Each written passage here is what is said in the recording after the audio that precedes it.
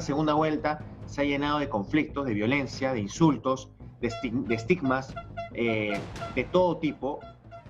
Yo creo que la polarización revela fracturas en el país, ¿no? Y revela fracturas de múltiple tipo que es necesario que señalemos, ¿no? Que es necesario que reconozcamos.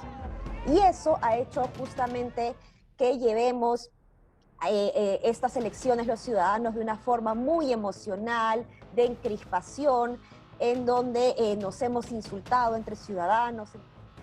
El camino rumbo a Palacio de Gobierno se redujo a dos vías: Keiko Fujimori o Pedro Castillo o Keiko Fujimori. Luego de una disputada primera vuelta dejaron atrás a 16 candidatos y emprendieron sus campañas con propuestas totalmente distintas. Son dos propuestas sumamente contradictorias entre sí, ¿no? Desde la primera página de los planes de gobierno ya estamos encontrando clarísimas diferencias, ¿no? Desde un lado de Keiko Fujimori hemos visto la defensa fundamental de la Constitución del 93 y del modelo económico, y por el otro lado, desde Pedro Castillo, más bien la frase o el lema de vamos a cambiarlo todo y vamos a generar una nueva Constitución, vamos a cambiar el modelo económico. Así iniciaron la campaña electoral con miras al 6 de junio. Inmediatamente iniciaron sus viajes a distintas zonas del país en busca de captar votos. Las primeras encuestas arrojaron panoramas distintos para cada uno. Normalmente lo que sucede en segunda vuelta es que la postura más radical trata de ponerse un poquito más al centro para no generar tanto rechazo. Y ahora lo que hemos tenido es que más bien estas dos posturas se han puesto a un polo mucho más extremo, lo que ha generado pues evidentemente mucha confrontación entre los seguidores. Los discursos que cada uno ha tenido alrededor de esto no han sido directamente agresivos, pero sí desde una perspectiva muy pasiva, han fomentado o han azuzado el rechazo a el otro grupo, el rechazo a la otra opción. Esa segunda vuelta, en cambio, ya ese ya no es el objetivo. El objetivo ahora es tratar de convencer a aquella gran cantidad de masa que está al medio, masa grisácea, que no sabría por quién votar. Si votar por, como dicen, la democracia, no el rencor, o votar, en todo caso, no por la corrupción, y sí por un gobierno justo, ¿no? y equilibrado, en todo caso, de justicia social. Pedro Castillo, presidente. Aquí está la encuesta del pueblo, la encuesta de las plazas.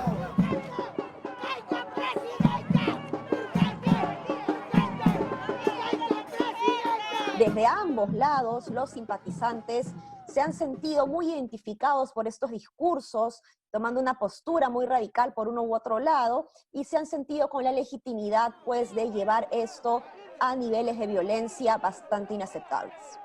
Si nosotros entramos a una red social, ¿no? Por ejemplo YouTube, lo primero que sale es un comercial político, electoral.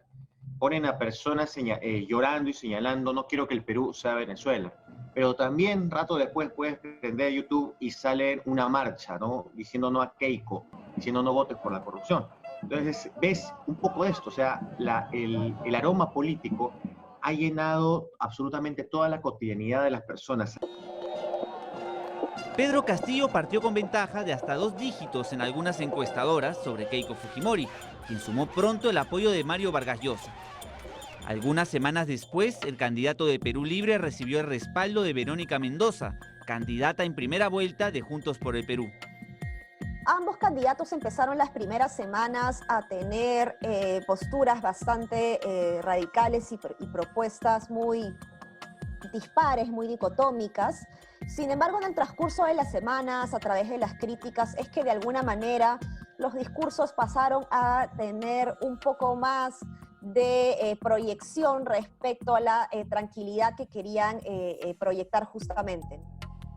Cambiar la Constitución, el modelo económico y la lucha contra la pandemia fueron los primeros temas que marcaron la agenda de campaña y dejaron en claro las diferencias entre ambos. Sin embargo, se adelantaría el debate. Pedro Castillo llamó a su contrincante a debatir en Chota, Cajamarca. Keiko Fujimori aceptó de inmediato. Autoridades distritales organizaron en tiempo récord el debate en la Plaza de Armas. Ahí esperó Castillo la llegada de su contrincante, en medio de gran expectativa y medidas de seguridad. Es un día conmemorable a los hombres que nos comemos el pan con el sudor de nuestra frente. De igual manera, me gustaría hacerle el saludo correspondiente a la señora Fujimori, pero ignoro desde cuándo y dónde trabaja, pero mi saludo para todos los trabajadores del país y del mundo.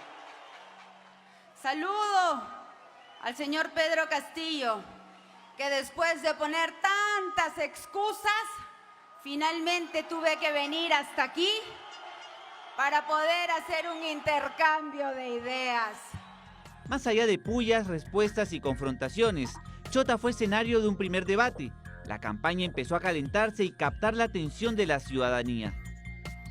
Cuando hablamos de política, hablamos de los aspectos más esenciales de la persona, del ser social, del elemento público, etc.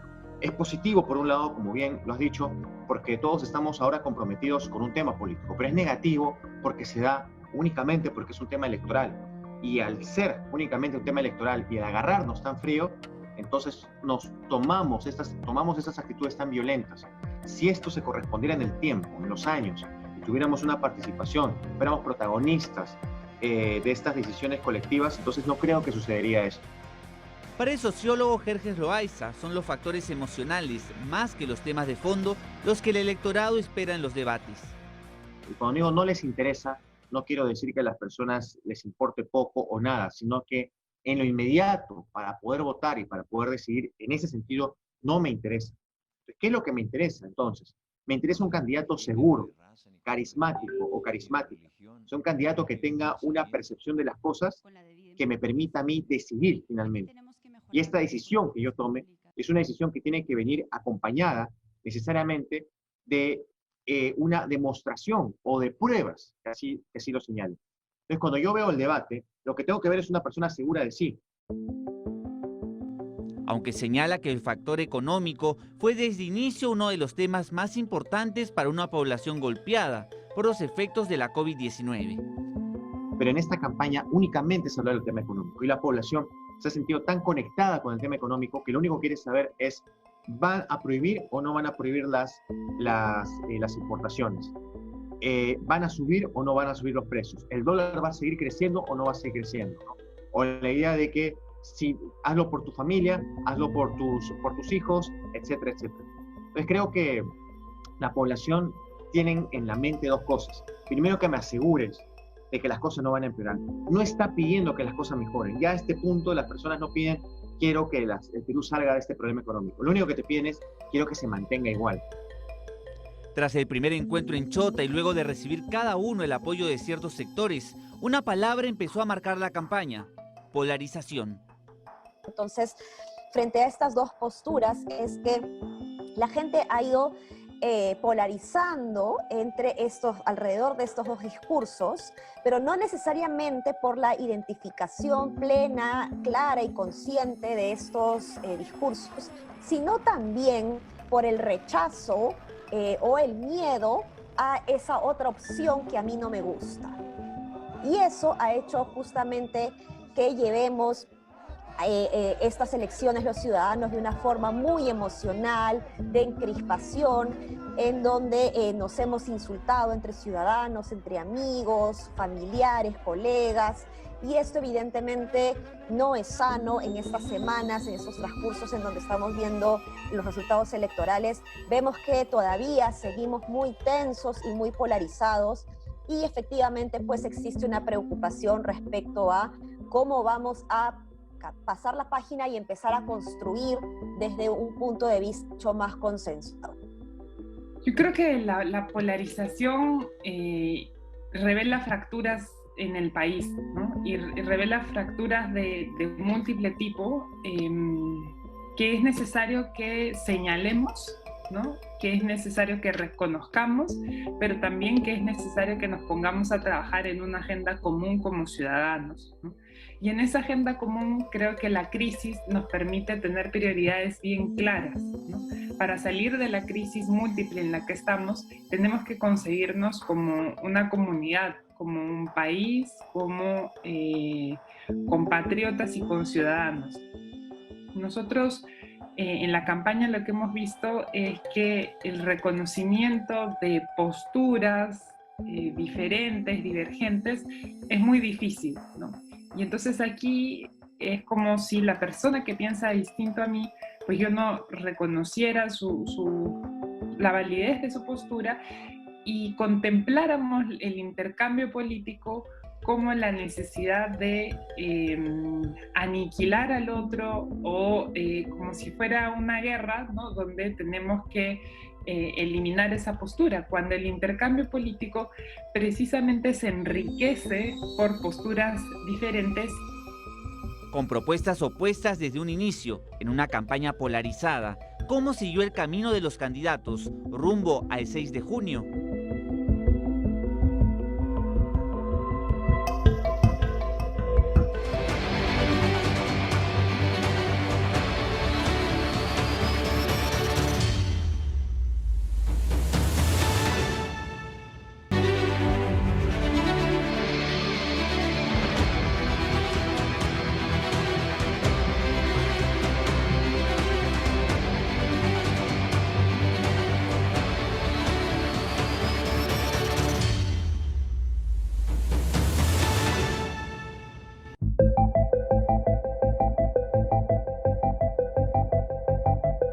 O sea, hemos llegado de una primera vuelta en donde se decía, quiero que las cosas mejoren, a una segunda vuelta en la que te dicen, por favor, que las cosas continúen así, al menos así.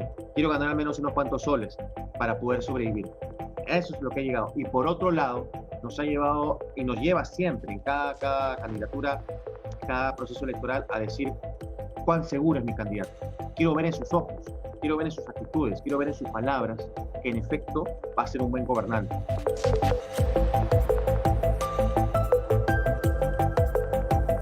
El Perú ya con la pandemia, con la cuarentena, con esa situación económica tan extrema, nos ha llevado a un precipicio.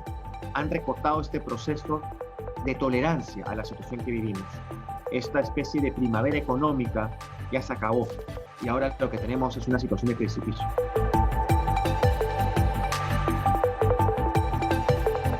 Tenemos dos propuestas que han tratado de acercarse un poquito, pero solo un poquito al centro para parecer un poco menos radical. Pero esto, pues, sin lugar a dudas, no ha ayudado a calmar el termómetro de la ciudadanía.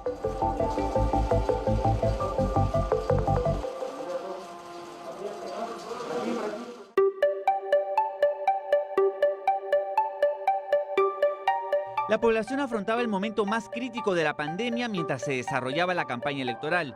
Rumbo a la segunda vuelta se alcanzaron picos de contagios y muertes por COVID-19. ¿Cómo afrontaría cada candidato la lucha contra la pandemia? ¿Cómo reactivarían la economía?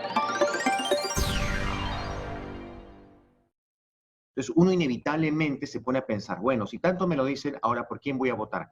Y al momento de pensar también te pones a deliberar contigo mismo y de repente con otras personas. Pero en ese momento de deliberar también tomas una posición. ¿Y por qué tomas una posición necesariamente clara? Porque hay una exigencia por parte del grupo y por parte de la sociedad a que tomes una posición clara.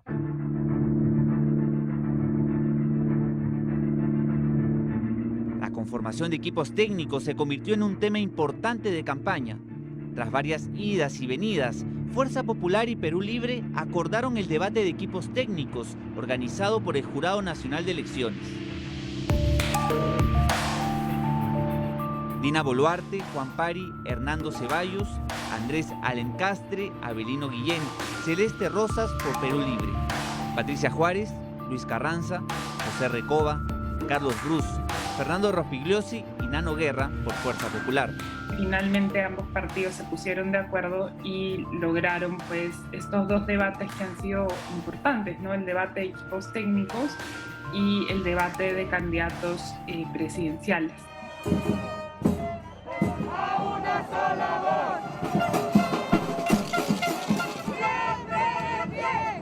Ambos equipos llegaron al Gran Teatro Nacional el domingo 23 de mayo. Fueron 6 bloques de debates. Patricia Juárez y Dina Boluarte iniciaron con el bloque sobre reforma del Estado. Nosotros creemos en que debemos de tener un Estado cercano al ciudadano. Y para eso tenemos, en principio, que fortalecer las capacidades del servidor público. Invitamos a ese 1,5 millones de trabajadores del sector público a que se pongan la camiseta del Perú y salgamos a dar servicios de calidad a los ciudadanos. En nuestro gobierno estableceremos un nuevo pacto social a partir de una profunda reforma política, económica y del sistema de justicia para construir un Estado que garantice la salud, la educación, la inversión, turismo, trabajo decente, tecnología y el ejercicio efectivo de los derechos políticos, económicos, sociales y culturales.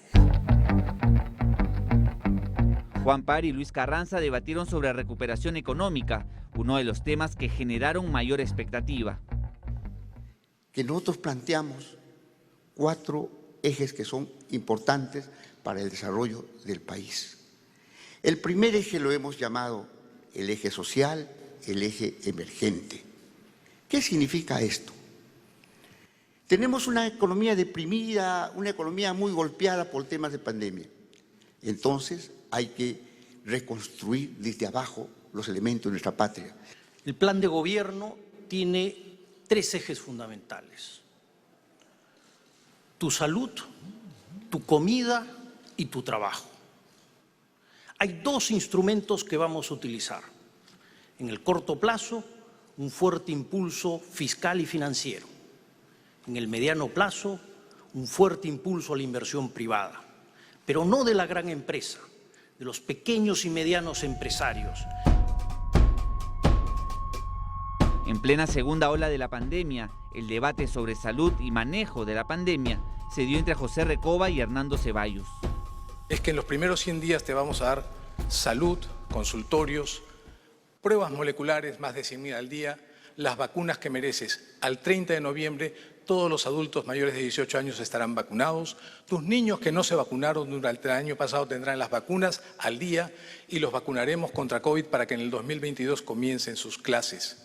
Pero hay que asumir las responsabilidades, porque cuando usted dijo, señor Recoba, apoyando al señor Bustamante, que la vacuna no servía, resulta que ahora hay informes de la Organización Mundial de la Salud y del propio Colegio Médico que demuestran que la vacuna sí sirve.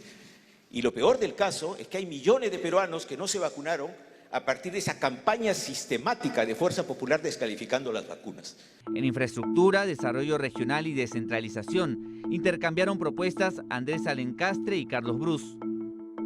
La infraestructura es la argamasa que articula toda esa dispersión de las realidades productivas de este país. Y eso es lo que está ausente. Se hacen la infraestructura por proyectos, no por procesos sociales que se articulan en las multimodalidades que deberían existir aquí para un país de montañas, para un país megadiverso, para un país multicultural. Lo que mejor está funcionando son los contratos gobierno a gobierno, que permiten que venga al Perú un gerente de proyectos llamados PMOs, que con toda eficiencia, transparencia y sin corrupción eche a andar estos grandes proyectos, tal como se ha hecho en el contrato de la carretera central. Fernando Rospigliosi y Averino Guillén estuvieron a cargo de seguridad ciudadana y orden interno. Para combatir el delito callejero, el raqueteo, lo más importante es fortalecer las comisarías. Y dentro de las comisarías, en primer lugar, los detectives, la investigación criminal. La policía tiene muy buenos detectives, pero la mayoría están en las grandes unidades. Y la posición que ha planteado Fuerza Popular, lo digo directamente, es un desastre, porque ellos están planteando respuestas cuando se ha cometido el delito. Lo que se tiene que hacer, o sea, quieren seguir viviendo en un globo de miedo.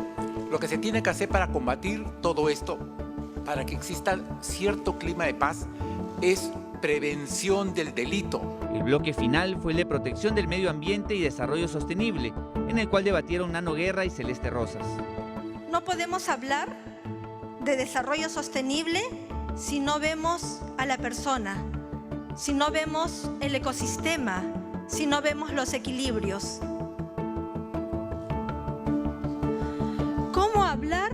de proteger el medio ambiente cuando no miramos a la persona? A los niños, sí. Por tanto, tenemos que dedicarnos a tener un gobierno que ayude a generar más riqueza, que es una palabra extraordinaria. Los pueblos con riqueza salen adelante y allí tenemos que apuntar. A 2 semanas de las elecciones, los equipos técnicos de ambos partidos delinearon las propuestas que una semana después debatirían los candidatos a la presidencia. Keiko Fujimori y Pedro Castillo viajaron a la ciudad de Arequipa, lugar elegido por el Jurado Nacional de Elecciones, para encontrarse cara a cara en un último debate. Según las últimas encuestas publicadas aquel mismo domingo, la ventaja de Pedro Castillo sobre Keiko Fujimori se reducía. Ambos llegaron al auditorio de la Universidad Nacional San Agustín para jugarse sus últimas cartas y convencer con sus propuestas a los electores que aún no decidían su voto. Les damos la más cordial bienvenida a la hermosa ciudad blanca de Arequipa para este importante debate presidencial de los 2 candidatos de partidos políticos que pasaron a la segunda elección presidencial. Vengo desde Puña. Soy maestro del Ande, de la escuela olvidada. He compartido con mis alumnos muchos años, 24 años de servicio. Usted está acostumbrado a tirar piedras. Esta es una de las piedras que tiraron a nuestra caravana y que le rompió la cabeza a una simpatizante nuestra. Así iniciaron el bloque El Perú del Bicentenario. Hemos anunciado la construcción de 100 plantas de oxígeno a nivel nacional y entregaremos más de 10.000 concentradoras en las zonas más alejadas de nuestro país. Vamos a hacer que la ciencia y la tecnología no trunque y que vengan a decir que las vacunas tienen agua o que la saliva es un desinfectante. Lo que tenemos que hacer es que la vacuna sea de garantía para todos los peruanos. Vamos a implementar el primer nivel de atención, mejorar los centros de salud que están abandonados. Y por eso hemos dicho licencia cero al momento de nacer. No vas a pagar los cobros que te piden las municipalidades o los ministerios. 2 años tributación cero, para que el momento que estés creciendo puedas hacerlo con total libertad. Quisiera mostrar los titulares de 2 periódicos del mismo día. ¿Quién miente y quién dice la verdad? Nosotros no vamos a quitarle sus ahorros a la gente que trabaja. Respetaremos la propiedad privada. No más abusos de las AFPs y las ONPs. A una semana de las elecciones, los candidatos a la presidencia dejaron propuestas, pero también algunas pullas y ataques entre ellos. ¿No les suena a ustedes que hablar de corrupción es sinónimo del fujimorismo? No lance usted piedras cuando tiene tremendo techo de vidrio, señor Cerrón. No se haga el muy machito, que yo sé cómo contestar también. Y yo tengo a mi madre, a quien la quiero mucho. Pida perdón a las mujeres que fueron esterilizadas. Y yo no voy a levantar una palanca para electrocutar a mi madre. Usted ve los medios de comunicación, parece que no, señor Pedro Tirapiedras. Nos gustaría que nuestra contrincante diga cuándo va a devolver los millones de soles que se llevó. El encuentro en Arequipa permitió conocer más sus propuestas. Sin embargo, según la Asociación Civil Transparencia, los temas que más preocupan a los peruanos van más allá de los planes de gobierno de los candidatos. Para el 51.6% lo que preocupa es, sea cual sea el resultado, que quien gane termine su periodo presidencial, pero busque permanecer en el poder, ¿no? Esa era una preocupación. Que si se cambia la Constitución no se haga por vías democráticas.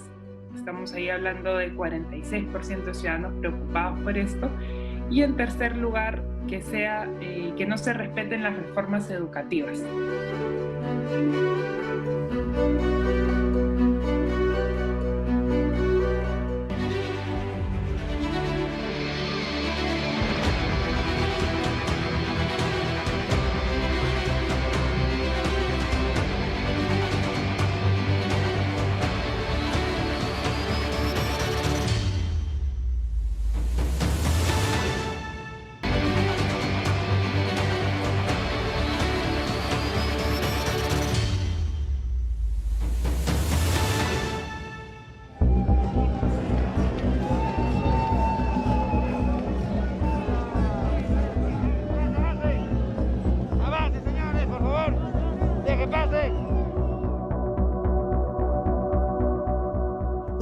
de 51 años nacido en Tacabamba, un candidato que apenas aparecía en las encuestas hasta antes del 11 de abril.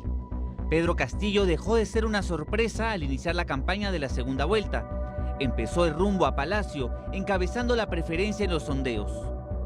Creo que un momento clave fue cuando forzó la organización de este debate en Chota. Creo que le ayudó a proyectar una imagen a nivel nacional. No le vamos a correr a los grupos de poder, por el contrario, les convocamos desde Tumbes a hacer los debates en cualquier plaza del pueblo, en cualquier escenario. Y si es posible, reto a la señora Keiko Fujimori para que el primer debate sea en Puña. Pero creo que esa fue la primera ocasión en que a nivel nacional se pudo distinguir cuál era su mensaje, cuál era su estilo y cuáles eran su principal retórica, más que propuestas, porque eso de hecho creo que es lo que ha escaseado en su campaña. En un gobierno del pueblo, la educación del pueblo peruano tiene que ser un derecho constitucional. Basta de lucrar con la educación del pueblo peruano. Basta de discriminar al pueblo peruano. Miles de jóvenes estudiantes alejados de la realidad. Espero recuperar la plata de la gran corrupción de los lingotes de oro para poner internet en todas las instituciones y a todo el pueblo peruano. Y para eso vamos a incluir a nuestros maestros en la primera línea para que reciban la vacuna y ellos puedan regresar a las aulas con total seguridad.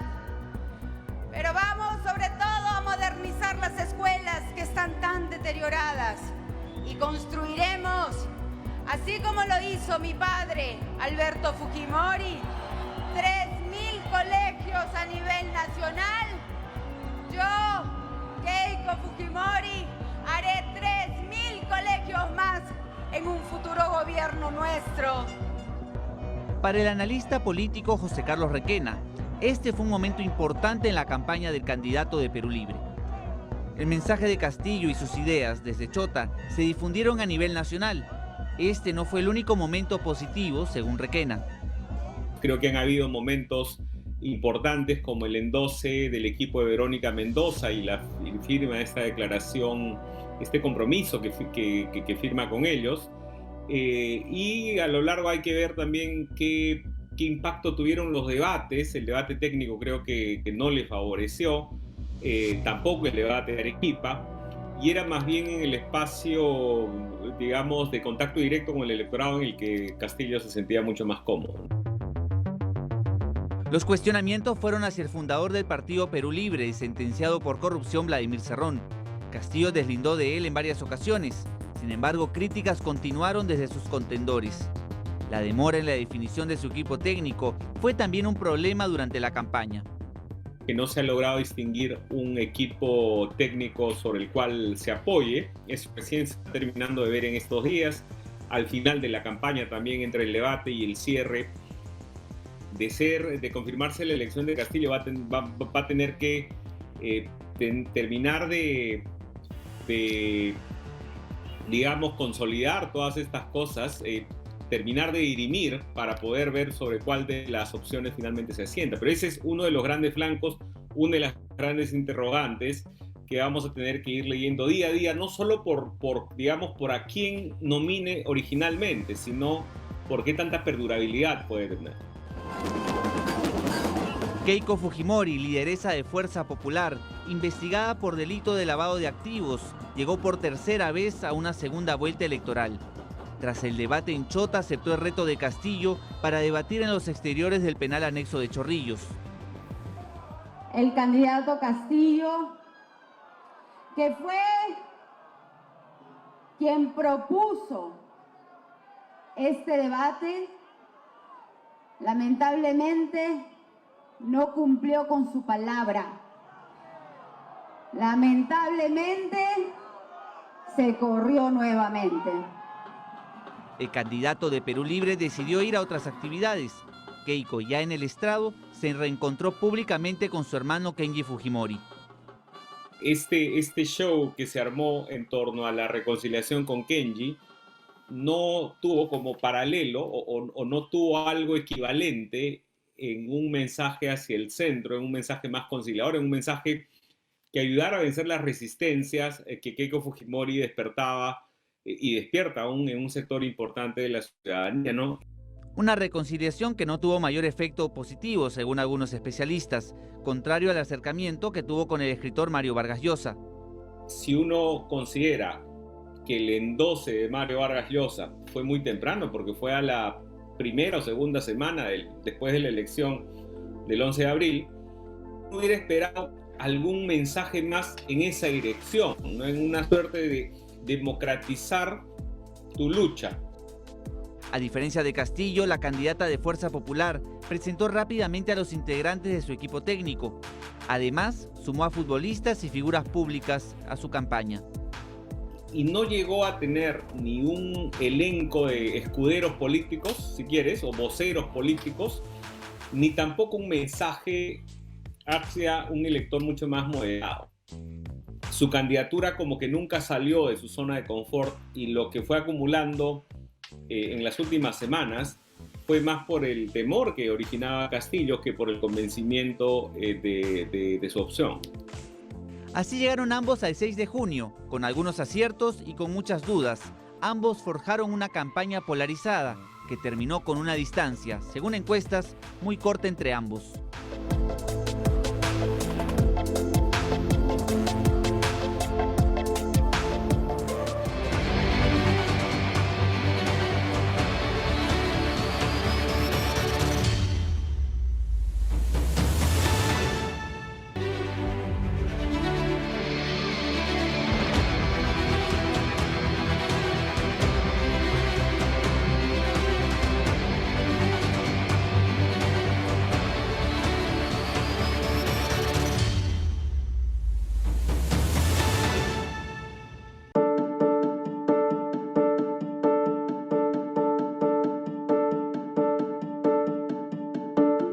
Tras una intensa campaña en medio de una pandemia, con propuestas diferentes y a poca distancia en intención de voto según las encuestas, Pedro Castillo y Keiko Fujimori llegaron al 6 de junio en medio de gran expectativa.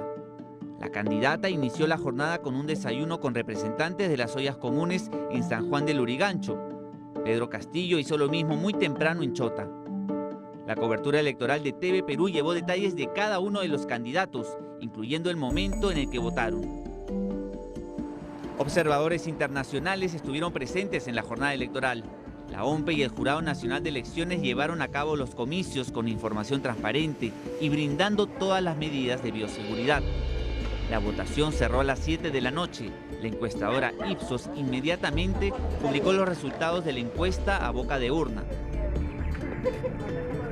Hay que mantener la calma. Hay que ser prudentes. El pueblo es sabio. El pueblo sabe lo que hace. El pueblo es inteligente. Compañeros, hermanos, queridos compatriotas que están también en el exterior del país, llamo a la más amplia cordura.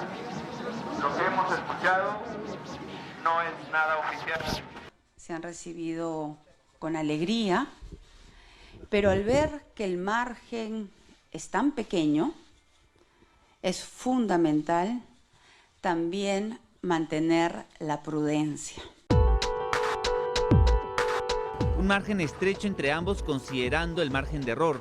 Hubo celebraciones en Lima y Chota en un ambiente de expectativa, tras conocerse luego el conteo rápido de la encuestadora Ipsos. Tenemos a Pedro Castillo con 50.2% y Keiko Fujimori con 49.8%, mientras vemos cómo reciben este resultado en Tacabamba, ¿cierto? Estos son los exteriores de la sede del partido político de Pedro Castillo, donde se encuentra además él, así que seguramente en breve saldrá a dar algún tipo de declaraciones. Los candidatos se dirigieron a sus simpatizantes, manteniendo la expectativa y esperando los resultados oficiales de la OMPE. El primer reporte llegó a las 11:30 de la noche, luego de una larga jornada. Resultados de fórmula presidencial. Actas contabilizadas al 42.030%. Los reportes continuaron durante la semana. El conteo avanzó mientras la ciudadanía espera la proclamación del ganador por parte del Jurado Nacional de Elecciones. Una campaña larga, intensa y reñida que culmina con un proceso electoral respaldado por observadores internacionales. Para los analistas quedan muchas conclusiones. Ambos candidatos han cometido varios errores. Más bien parecía que se estuvieran haciendo una campaña en donde se cometían autogoles.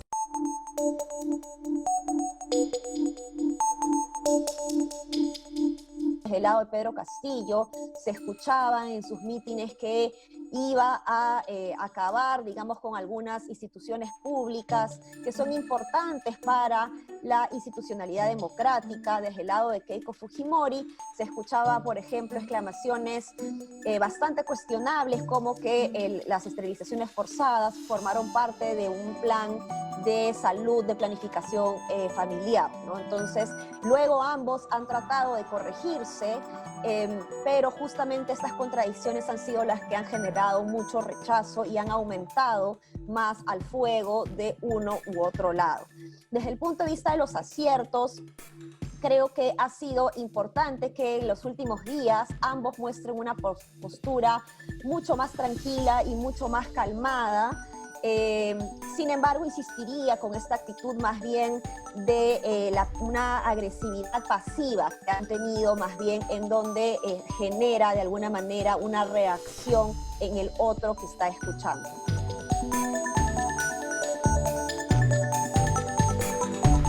Entonces esta segunda vuelta se ha llenado de conflictos, de violencia, de insultos, de estigmas de todo tipo, llegando a los aspectos incluso más crudos, como es el caso de la muerte de estas personas en Hebraica, y desde un punto de vista más tragicómico, llegando a terruquear a perros. Keiko Fujimori, o el partido Fuerza Popular, ha intentado y sigue intentando por todos los medios vender esa figura de la democracia. Y digo vender la figura de la democracia y también la idea del rencor, irónicamente porque hablar de democracia en un contexto, si hablamos de un contexto más duro, el gobierno fujimorista, al menos por algunos años, no fue tan democrático que digamos, ¿no? Y si hablamos de rencor, en realidad ya hay juicios establecidos y sentencias establecidas, no tiene que ver con un tema de rencor. Pero claro, ha jugado con las palabras para flexibilizar el voto.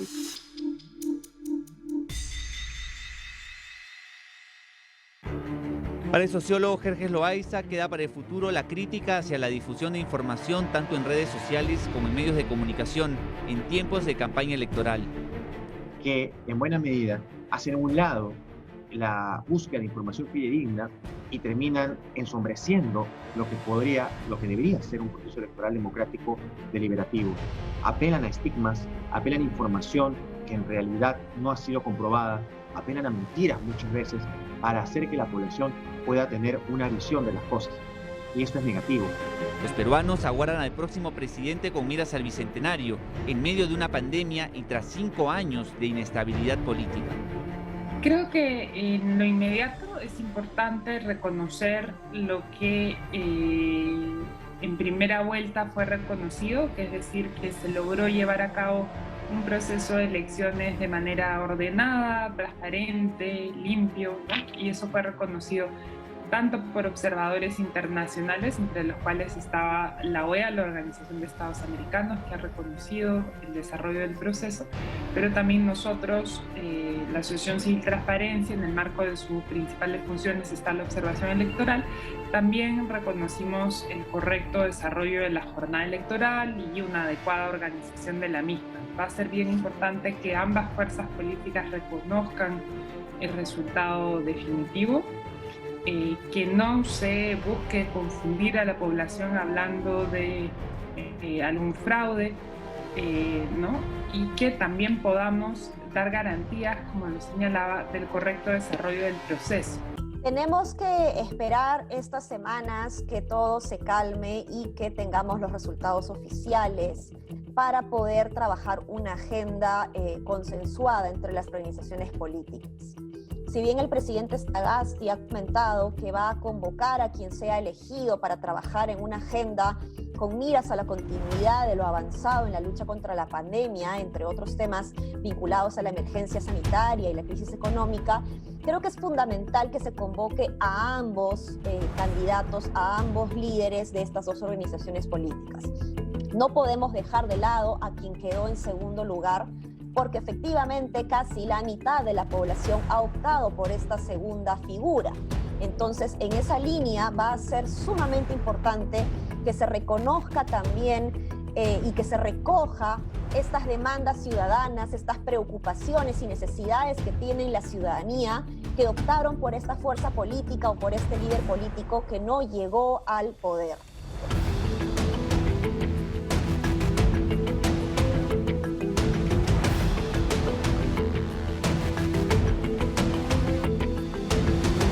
Va a ser muy importante que la sociedad civil se organice y desarrolle un proceso de vigilancia que nos permita poner las alertas y que nos permita resaltar los momentos en que los líderes políticos y que sea quien sea que llegue al poder no cumpla con eso.